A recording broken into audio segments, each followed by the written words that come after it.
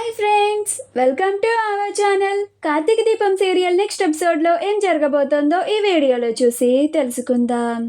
ఎస్ఐని బెదిరించిన కార్తీక్ అసలేం జరిగింది అని తెలుసుకోవడానికి ఈ వీడియోని స్కిప్ చేయకుండా ఎండ్ వరకు చూసేయండి. దీపని పోలీసులు పోలీస్ స్టేషన్కి తీసుకెళ్తారు. అలా కార్తీక్ కూడా పోలీస్ స్టేషన్కి వెళ్తాడు. పోలీసులు ఫార్మాలిటీస్ అన్నీ పూర్తి చేసిన తర్వాత దీపని బెయిల్ మీద విడుదల చేస్తారు. అలా కార్తీక్ దీపలు ఇద్దరు ఇంటికి వస్తూ ఉంటారు. అప్పుడు దీప, ఏంటి కార్తీక్ బాబు, శివనారాయణ గారు కూడా అలా మాట్లాడుతున్నారేంటి అని అంటుంది. అప్పుడు కార్తీక్, ఇవన్నీ ఆయన మాట్లాడే మాటలు కాదు, ఇవన్నీ జ్యోత్స్న మా తాతని అత్తని రెచ్చగొట్టి మాట్లాడించిన మాటలు అని అంటాడు. అప్పుడు దీప, ఆ జ్యోత్స్న ఎంత రెచ్చగొట్టినా కానీ అసలు నిజమేంటో కోర్టు తేల్చి చెప్పేసింది కదా కార్తీక్ బాబు, అయినా వాళ్ళు అలా ఎలా మాట్లాడగలుగుతున్నారు, అది కూడా మీ మీద అన్ని నిందలు అలా ఎలా వేయగలుగుతున్నారు?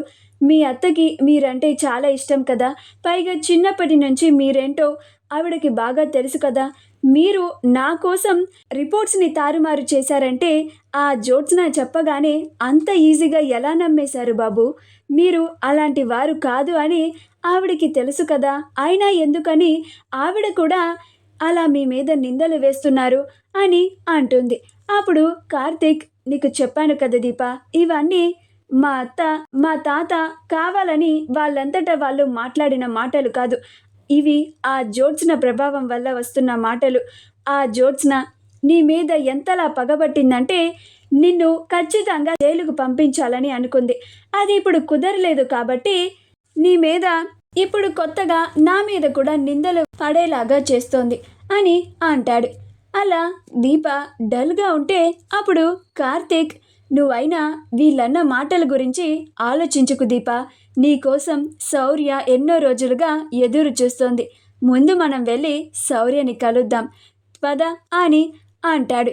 అప్పుడు దీప, అలాగే బాబు అని మౌనంగా ఉంటుంది. అలా వాళ్ళిద్దరూ ఇంటికి వెళ్తూ ఉంటారు. జ్యోత్స్న ఎస్ఐని కలవడానికి ఒక చోటుకి వెళ్తుంది. అలా ఎస్ఐ జ్యోత్స్నని కలవడానికి వస్తాడు.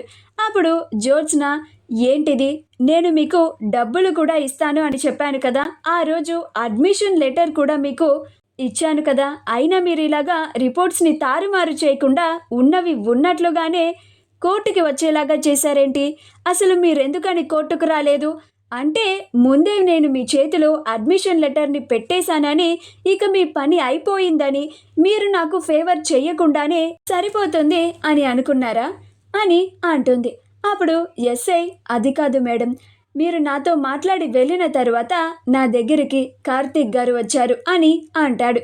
ఆ మాట వినగానే జ్యోత్స్న ఆశ్చర్యపోతుంది. అదేంటి, మా బావ నీ దగ్గరికి రావడం ఏంటి? అంటే నేను ఈ చెప్పిన డీల్ కన్నా మా బావ ఇచ్చిన డీలే నీకు అంత బాగా నచ్చిందా? మా బావకి నచ్చినట్లుగా ఒరిజినల్ రిపోర్ట్స్ని కోర్టుకు వచ్చేలాగా చేశావు అని అంటుంది.